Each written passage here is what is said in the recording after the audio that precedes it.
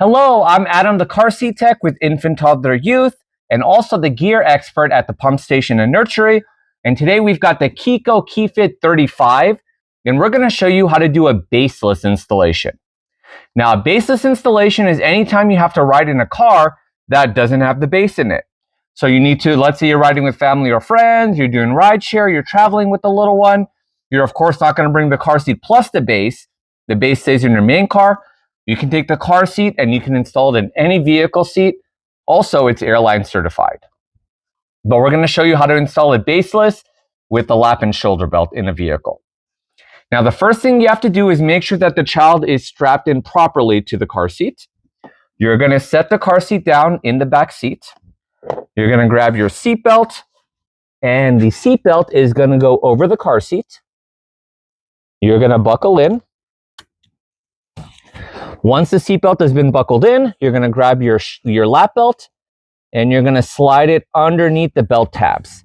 There's one on each side of the car seat. There we go. Now your shoulder belt is going to have two options, and it completely depends on the vehicle you're using because all the vehicles are different.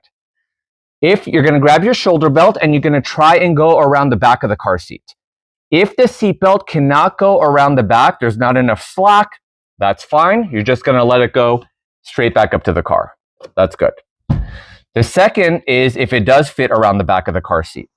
Behind the Chicco, there is a third belt path back here, and that's for the shoulder belt to slide into. So if your seatbelt does reach, you're going to go around. You're going to slide the shoulder belt through, just like that. So like I said, either one of those methods work.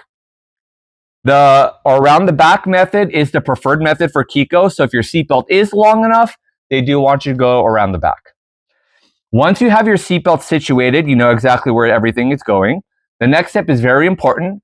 You have to lock your seatbelt. Right now the seatbelt is in normal mode. It's just staying loose.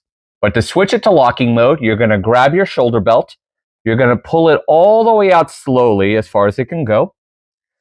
Once you've done that, you're going to slowly let it go, and you should hear a ratcheting sound.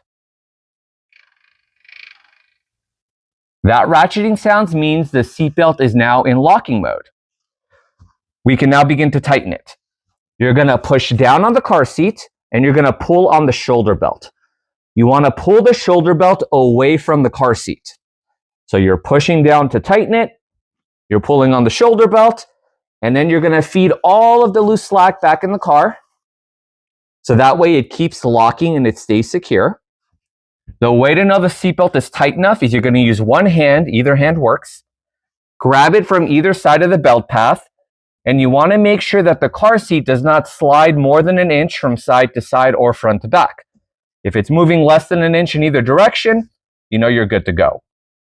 Next, we have to make sure that the child is sitting at the right angle. Near the bottom of the car seat here, there's a line on both sides. It's a red line. You want to make sure that the red line is level with the ground. So right now our line is kind of slanted back. So I'm going to grab the front and the back of the car seat, and we're going to reposition the chair. Okay. Once we have the line level, you can do a little bit of retightening in case any loose slack shifted.